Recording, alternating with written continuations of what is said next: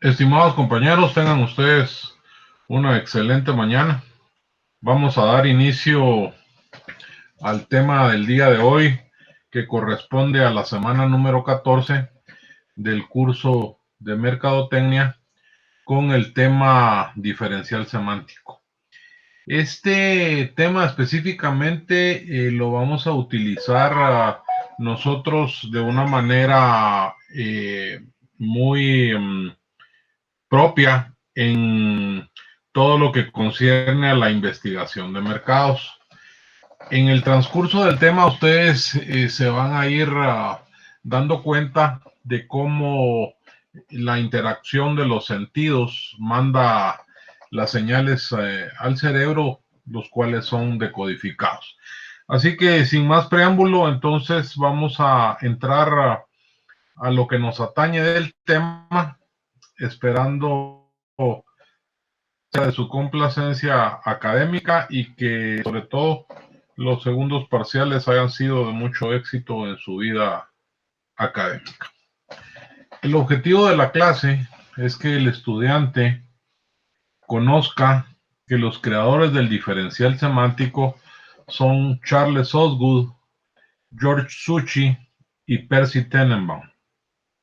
Estos personajes son los creadores de esta prueba del diferencial semántico, la que constituye un instrumento de evaluación psicológica, pues es una combinación de asociaciones y procedimientos de tipo escalar que comprende varios rasgos.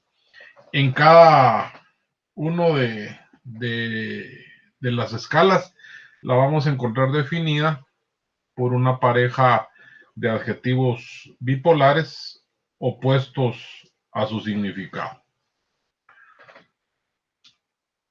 La descripción de la técnica.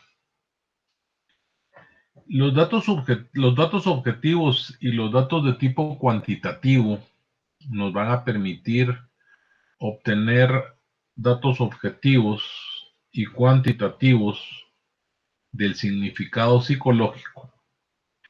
De igual forma, vamos a establecer grados de semejanza o disparidad, los cuales se van a ir desarrollando y posteriormente se va a ir proponiendo un listado de adjetivos al sujeto que se relaciona con los conceptos que están propuestos y que tienen una estrecha vinculación con lo que nosotros pretendemos medir. Si ustedes ven en la diapositiva, la gráfica que tienen, podemos establecer que un pastel de chocolate puede ir de una gradación de sabroso a insípido, de mayor a menor, o sea, de 7 muy sabroso o sabroso y 1 insípido. En cuanto a si es rico, 7 es rico, 1 es muy pobre su sabor. Si la textura es suave, 7 es suave, 1 es áspero. En el ejemplo que tenemos aquí, la sumatoria de 7, de 6 y de 5 nos va a dar un valor de 18 sobre una ponderación máxima de 21 posibles. Luego de ello, cada concepto se va a evaluar por una escala bipolar de 7 puntos que incluye evaluación de potencia y actividad, considerando a la escala de 0 como neutro y de igual forma 1, 2 y 3 podríamos considerar las ponderaciones malas y del 5 al 7 las podemos considerar como ponderaciones escalares de tipo positivo. Es fácil de elaborar, pues permite una flexibilidad y puede estudiar casi cualquier concepto actitudinal, idea, situación o bien si existiesen puntos de controversia. Al desarrollar la técnica del diferencial semántico, el investigador posee una libertad plena para poder elaborar escalas bipolares, aunque para la selección de los adjetivos debemos de considerar algunas otras pautas que van a ir acordes al significado del concepto que pretendemos medir. Los diferenciales semánticos producen una abundante información. De esta cuenta es posible analizar grupos variados de informantes en términos de sus calificaciones, pues cada concepto que comparemos nos va a dar calificaciones que generan conceptos diferentes de lo que estamos evaluando. En el ejemplo que tienen ustedes en la diapositiva, pues estamos evaluando pastel de chocolate. Al tener una ponderación de 18 como un promedio de sabroso, rico y suave, quiere decir que nuestro producto está en una ponderación de 21 puntos posibles. O sea, escalarmente y en función de los adjetivos y de los conceptos que nosotros le demos a nuestro producto, en este caso en particular, es positivo. Procedimientos para su construcción. La construcción del diferencial semántico inicia con la elección de los conceptos o cuestiones que se deseen analizar. Como siempre, la elección viene determinada por los objetivos de la investigación. Buscar los pares de adjetivos polares que nosotros deseamos utilizar, los cuales deben de estar claramente enfrentados, y de esta forma existen 3 pares de adjetivos por función, los cuales podemos establecer como informativa, afectiva y reguladora. La informativa es clara, o sea, puede ir de esos parámetros, de igual forma como está aquí, de serio a divertido, de simple a complejo, de profesional a amador, de utilitario a entretenido, de adulto a infantil, de geométrico a orgánico. Esto resulta para que nosotros podamos establecer los límites de los parámetros de una forma en que lo podamos comprender. De esa cuenta, nuestra ponderación va de 3 a 1, porque el 0 es un número neutral. En el ejemplo que tenemos aquí, en cuanto a masculino, tiene 1. Entonces quiere decir que no es completamente masculino, sino que puede ser con tendencias a ser femenino. En el aspecto afectivo va a ser de la misma forma. Lo vamos a agradar de sensible a insensible, de amado a odiado, de bueno a malo, de sincero a hipócrita, de fiel a infiel, de deseado a indeseado, de agradable a desagradable, porque son los extremos del procedimiento para su construcción. Volviéndoles a recordar que el 0 que va en la ponderación cuantitativa se considera neutro. En cuanto a la construcción reguladora, esta va en la misma proporción que las otras anteriores. 2 extremos, el 0 neutro.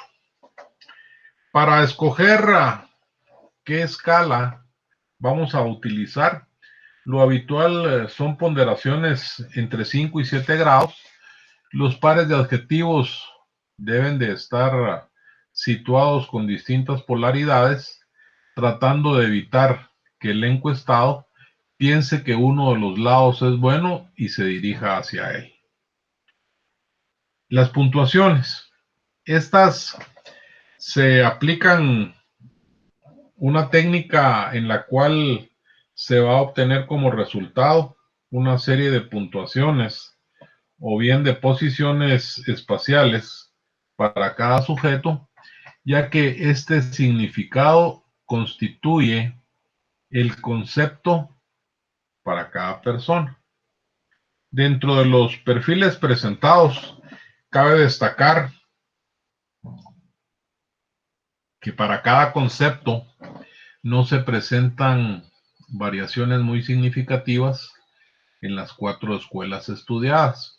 Como vamos a notar, los negocios, los alumnos, los profesionales tienden a asociarse con alguien que sea exitoso, que sea positivo, pues en términos generales, todos en cualquier ámbito de la vida pretendemos ser de éxito.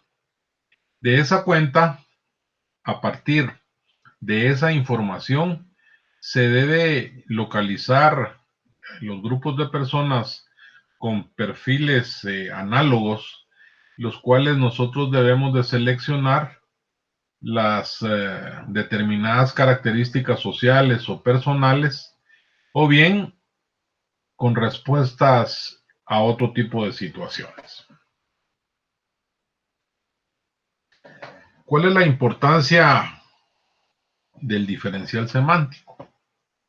Esta técnica nos va a permitir obtener datos objetivos de tipo cuantitativo del significado psicológico. Me explico. Caliente o frío. Eso, por ejemplo, cuando estamos haciendo un estudio de mercado y le preguntamos a nuestro potencial cliente, ¿cómo le gusta el té? ¿Frío o caliente? Entonces, él está dando un significado de tipo psicológico porque evidentemente si el ambiente es gélido, va a preferir una bebida caliente. Si el ambiente es cálido, va a preferir una bebida fría. Entonces, para eso, en eso radica la importancia del diferencial semántico. De igual forma, vamos a establecer grados de semejanza o de disparidad entre los conceptos.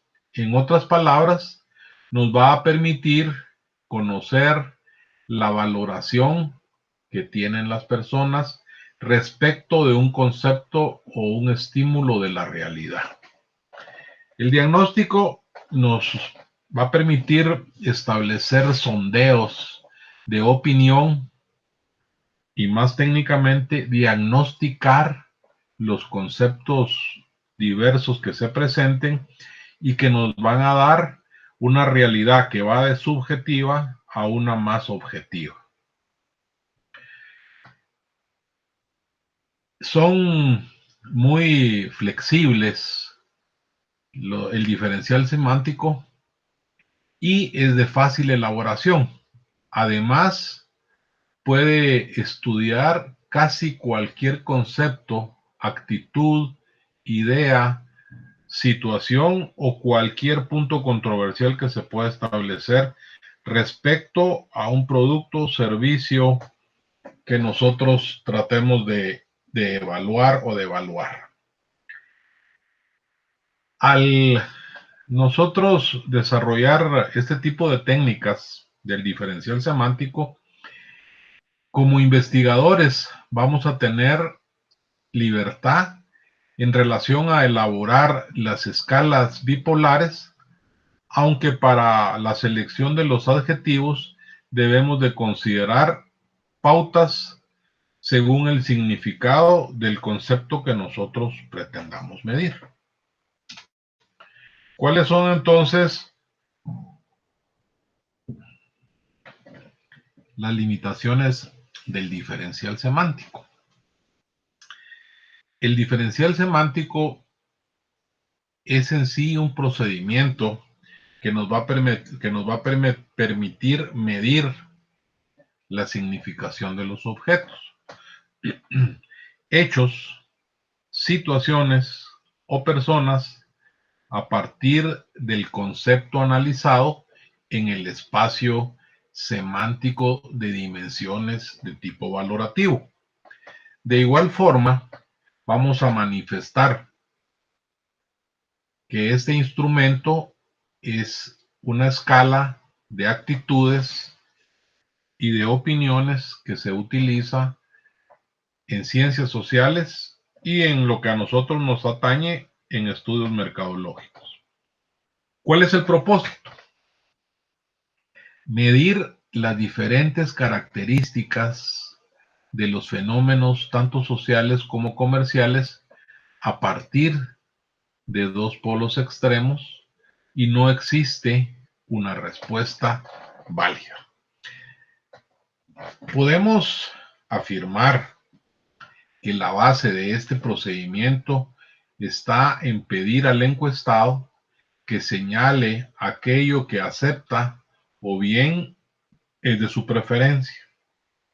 Dicho en otra terminología, va a medir su actitud a un estímulo cualquiera para que nosotros podamos establecer la ponderación y lo podamos considerar para mejorar nuestro servicio, producto, etc. Los diferenciales semánticos van a producir una información abundante.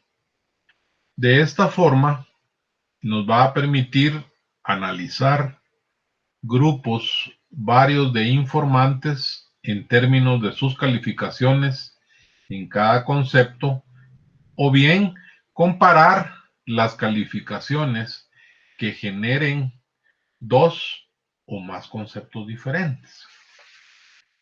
No es confiable, ya que los encuestados pueden de alguna forma falsear los significados de los conceptos debido al contexto en el que se encuentra. Actitudinalmente, es un estímulo que se produce en el encuestado, puede cambiar de opinión, ya que los procesos psicológicos se establecen en fracciones de milésima de segundo. Las características organolépticas. Como es de su conocimiento, la mercadotecnia se auxilia de otro cúmulo de ciencias como es la administración, la sociología, la psicología, la estadística, la economía, la investigación de mercados, la comunicación, el diseño gráfico, la publicidad, la promoción, las ventas, la antropología, la informática, la experiencia, pero fundamentalmente del sentido común. Todo este cúmulo o esta interacción de ciencias van a hacer que nuestro proceso mercadológico, al combinarlo con otras disciplinas, logremos el éxito que estamos buscando. El gran cambio que nosotros deseamos hacer en el negocio, debemos de empezarlo por nosotros mismos. Eso significa que nosotros no solamente nos capacitemos a nosotros, sino a nuestro entorno laboral, a nuestro equipo de trabajo, a través de un estudio constante, de análisis, de reflexión, de reinventarnos, de estar inconformes con lo que producimos para lograr ser cada vez más exitosos y poder llegar a la plenitud de nuestro conocimiento y de nuestra experiencia para lograr ser los primeros en el mercado. De esta forma, entonces, tenemos que considerar un mayor trabajo de equipo, la fe en lo que estamos nosotros desarrollando y sobre todo en buscar darle nuevas perspectivas y nuevos detalles, cambiar la imagen de nuestro producto para seguir posicionando la mente de nuestros consumidores, conservar y desarrollar nuevos nichos de mercado en los cuales nosotros podamos eh, vender nuestro producto. Los negocios para volverse exitosos no son obra de la casualidad o de la improvisación. La excelencia se logra a través de ser constantes y del resultado de la interacción de muchos procesos, estrategias y controles para poder tener un buen producto a un buen precio, teniendo la capacidad de tener nuestros canales de distribución óptimamente. De igual forma, la promoción de las ventas, el servicio al cliente, debe ser excelente. Pues debemos de tener claro que el mercado competitivo, los clientes cada vez son más exigentes, derivado de que por cada producto que nosotros tengamos, existe otra gama de productos que compite con nosotros y para agravar la situación existe un sinfín de productos que se pueden considerar sustitutos a un menor costo, evidentemente a una menor calidad, pero las personas cuando carecen de los recursos compran lo que pueden gastar. Entonces, hemos establecido que para tener un producto exitoso a un buen precio, con un buen proceso distributivo, debemos tener nosotros un equipo de trabajo en óptimo rendimiento. Si nosotros somos restauranteros, nuestra comida organolépticamente va a entrar por el olfato y por los ojos. Pues un plato no solamente luce sabroso, sino que sabe del sabor que va a satisfacer mis necesidades. Luego, recordemos que no solamente es el producto, sino el ambiente, porque el cliente per se es comparativo. Dice, este restaurante, por ejemplo, de comida rápida, y le podemos poner nombre de apellido McDonald's, ¿qué características tiene que satisface mis necesidades? No en cuanto a lo que venden, sino en cuanto a la satisfacción de sentirme yo cómodo en un ambiente higiénico, dentro de la estructura física del restaurante, versus cual Taco Bell o versus las otras ventas de hamburguesas de comida rápida, incluyendo pollo campero. Recordemos entonces que todo lo anterior, o sea, la contextualización física, el servicio, el producto, la rapidez con que me sirven, la temperatura con que yo deseo consumir estos alimentos, tienen que ir integrados en una sola forma, de tal manera que mi vista lo perciba, envíe el código al cerebro, lo decodifique y lo convierta en imágenes para que yo pueda posteriormente a pasar a la acción de comprarlo. El sentido de la vista es uno de los más importantes dentro de este contexto organoléptico, y si bien es cierto, pues dependiendo de qué es lo que vamos a adquirir, entra primordialmente por la vista. Esto me refiero a que cualquier sitio de venta debe ser limpio, debe ser agradable, tener un buen olor, lucir bien, para que nosotros no utilicemos una publicidad que podría ser engañosa y que a la larga pudiera restarle el valor agregado que nosotros estamos presentando a nuestros productos. De igual forma, debemos de ser muy cuidadosos en el hecho de si un producto, por las derivaciones económicas del incremento de la demanda, sube de costo, nosotros debemos de ser cuidadosos si tenemos en bodega de irle incrementando paulatinamente el precio de venta a nuestro producto, y evidentemente con ello vamos a tener un mayor margen de utilidad, pero existe la probabilidad de que este margen disminuya en cuanto al volumen que nosotros vendemos.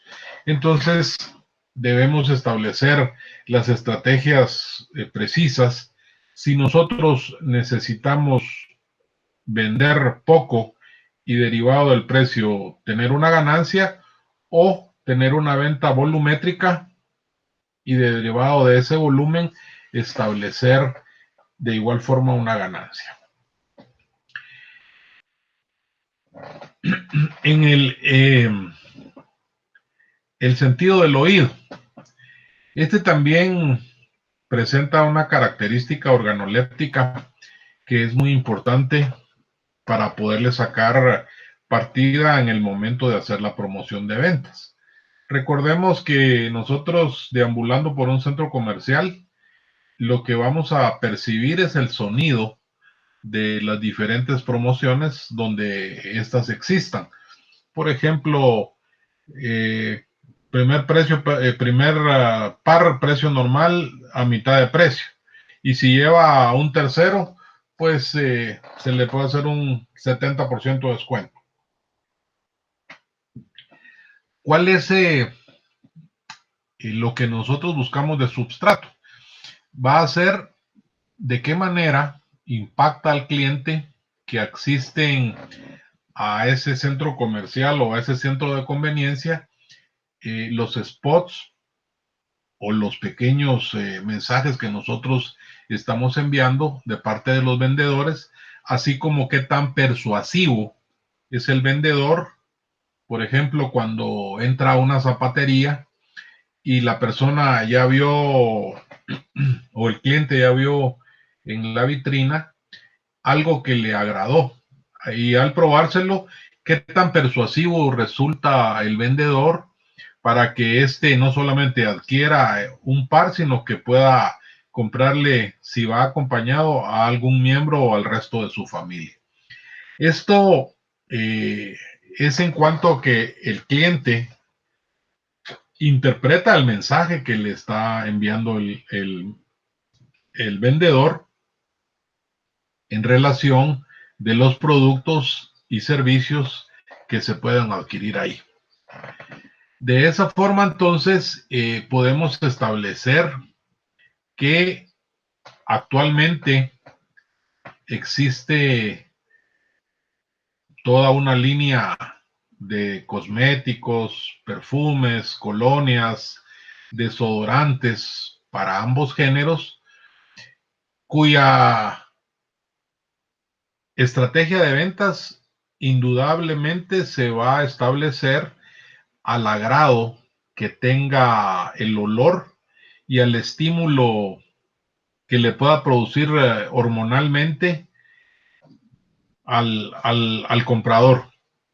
Recordemos que dentro de la imagen publicitaria que los perfumes mantienen es que estimulan las feromonas, que son las hormonas masculinas y femeninas. Si es hombre, estimula la feromona femenina y así viceversa, con el cual se pretende ampliar el espectro de la venta. De esa cuenta existen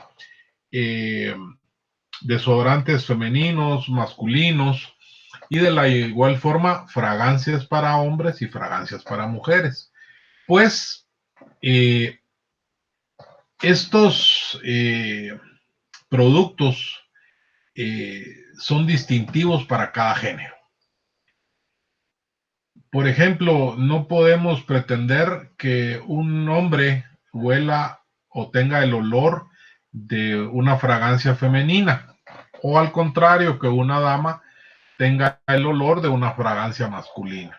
Y si es en comida, pues si yo voy a comprar una hamburguesa, que huela a carne, a pepinillos, y si son papas fritas, pues que huela o que tenga, yo perciba el aroma de la papa frita, de la grasa, del ketchup, etcétera. Esto no lo debemos nosotros descuidar de ninguna forma, pues insisto que organolépticamente los 5 órganos, sentido, visto, olfato, gusto y tacto, son primordiales independientemente de qué producto es el que nosotros vamos a adquirir. De esa forma, entonces, el análisis organoléptico en el desarrollo de los productos alimenticios eh, específicamente, podemos establecer que en Europa se hizo hace algún tiempo un estudio respecto a las preferencias femeninas del hombre ideal. Fue una encuesta que se le hizo a las damas. Y para la sorpresa de quienes realizaban el estudio, encontraron que la mayoría de los encuestados prefería a los marineros que llegaban al puerto después de un tiempo de estar embarcados. Pues de antemano sabían que no se habían bañado, también que destacaban no porque les gustaran sucios ni con mal olor, sino era porque mantenían el olor, según los encuestados, a hombre. Es decir, que las feromonas se hacían presentes y eso era lo que a ese grupo de encuestados les parecía más atractivo. Hoy día, eh, en cuanto al ejemplo que pusimos de la línea de desodorantes personales, existen de la forma en que uno quiera utilizarlos, en spray, en roll-on, antisudor, etcétera. Estos desodorantes, como les mencionaba yo hace un momento, dentro de sus características intrínsecas del producto, tienen presente las feromonas, sea masculinas o femeninas. Pues está establecido por los estudios de mercado que se han hecho que el olor es indispensable y se considera como fundamental en la adquisición de ese producto. En cuanto a la industria alimenticia, una vinagreta debe oler a una vinagreta en la cual sobresalga el olor a las especies sin pretender que nosotros tengamos el sentido del olfato y del gusto como un chef. Sin embargo, no es igual en la cocción de los alimentos en una cacerola de cobre, de barro, de aluminio, de hierro, etcétera. Pues cada una, según los grandes conocedores o los grandes chefs, dice que cada uno sirve para la cocción de determinado tipo de alimento para conservarle no solamente sus jugos, sus sabores, su olor, etcétera.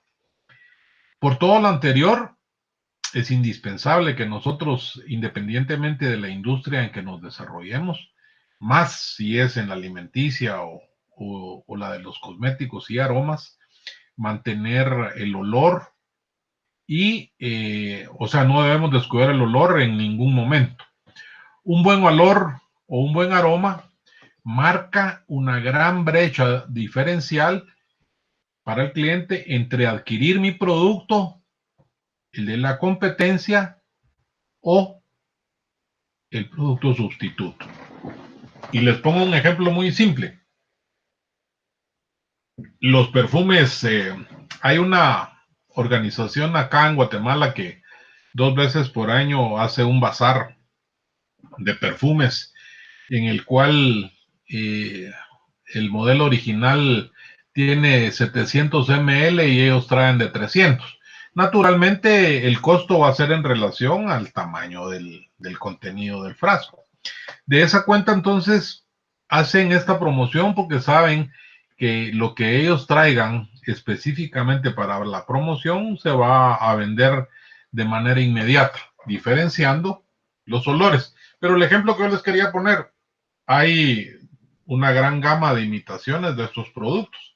Sin embargo, aunque tenga cierto parecido el aroma al aplicárselo en la piel, este desaparece muy rápidamente. Y no solamente debemos de considerar que cada persona tiene un pH diferente, me refiero a la piel, sino que pues la materia prima con la que se elabora el producto sustituto no es de la misma calidad del producto original.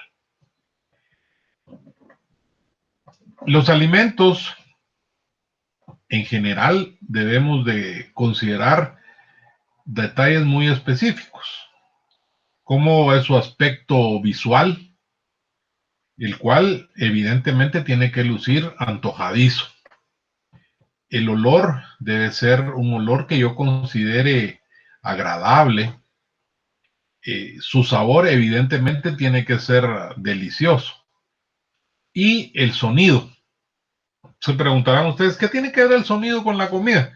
Y ahorita les explico. Cómanse ustedes un buen chicharrón con una tortilla y el chicharrón está crocante o el tocino está crocante y eso le da un plus, un valor agregado para el servicio. Si yo les doy a ustedes un chicharrón coloquialmente dicho aguado, a nadie satisface. Además, el tacto. Si nosotros eventualmente comemos con la mano, por ejemplo, una hamburguesa, un taco, una enchilada, dependiendo de la textura o de la contextura de cada uno de los alimentos, como debe de servirse, es como yo necesito comerlo. Si es una enchilada, yo no voy a pretender que la tortilla esté blanda, aguada, suave, porque no va a ser de mi agrado. Si es un taco de los nuestros, tendría que ser duro. Si es un taco de la comida mexicana, pues tiene que estar en una tortilla bien envuelto a una temperatura agradable.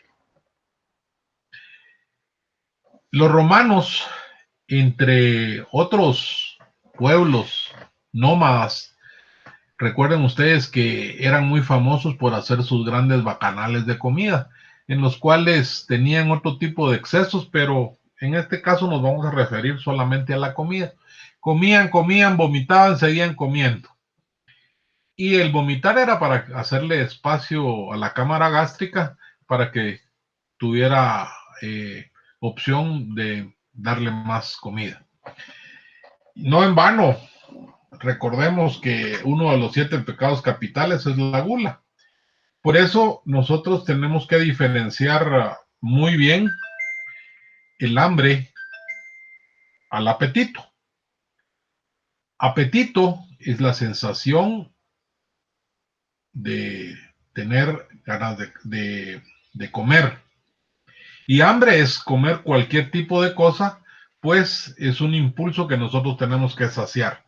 De igual forma, la sed.